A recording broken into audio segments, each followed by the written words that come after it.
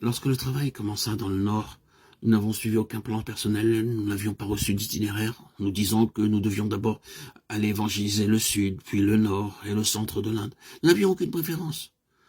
Cependant, nous avons dû prier encore et encore pour que le Seigneur ruine nos plans, extirpe nos propres pensées et nos idées, et nous donne son plan. Et quand l'ordre de Dieu arriva, nous allâmes sans tenir compte des circonstances atmosphériques. Si Dieu vous parle sur un sujet, alors attendez, patiemment. N'allez pas en discuter ni en tirer des conclusions avec vos collaborateurs. Ils ne peuvent pas vous aider. C'est une affaire personnelle entre votre âme et Dieu. Nous ne pouvons avoir affaire qu'à Dieu. Et nous devons apprendre à attendre patiemment jusqu'à ce que l'heure exacte du Seigneur arrive, comme cela sera sûrement.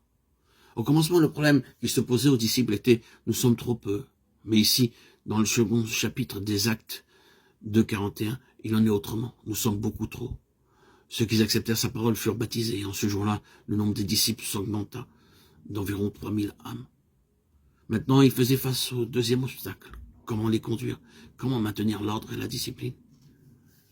Si le travail avait commencé petitement et cru lentement, ils auraient pu faire face aisément et être prêts pour ses besoins. Mais cela fut très soudain et le peuple devint tellement nombreux. Que ferons-nous comme bâtiment et la nourriture et le logement? Le verset suivant, Acte 2:42, donne la divine réponse. Et cela demeurera toujours le principe directeur sur lequel Dieu travaille. Il persévérait dans l'enseignement des apôtres, dans la communion fraternelle, dans la fraction du pain et dans les prières. Que Dieu nous donne 2 âmes ou 2000 âmes, le nombre n'est pas le facteur principal. Les principes scripturaux sont toujours les mêmes. Et il fut dit aux serviteurs de Dieu comment fonder son œuvre et comment prendre les mesures convenables pour assurer sa croissance. Vous pouvez provoquer le besoin grandissant d'études bibliques régulières. Vous pouvez commencer des réunions dans les maisons et amener chacun par le travail du témoignage à payer leurs vieilles dettes, à confesser leurs fautes, leurs péchés les uns aux autres, et faire des feux de joie avec les cigarettes, les mauvais livres et les idoles. Et malgré cela, les nouveaux convertis ne croîtront pas spirituellement parce que vous avez omis de suivre l'ordre de Dieu. Notez bien l'ordre que Dieu a donné. Il persévérait dans l'enseignement des apôtres. C'était la pure parole de Dieu donnée sans l'altération des philosophies humaines ou des raisonnements humains. Pour cette raison, nous demandons aux gens de lire la parole de Dieu et pas beaucoup d'autres livres.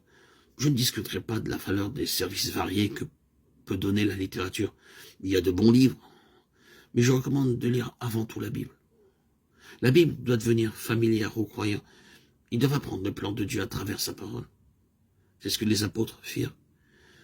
Ils attiraient l'attention sur tout ce qui était écrit au sujet du Seigneur Jésus-Christ dans la loi, les prophètes et les psaumes.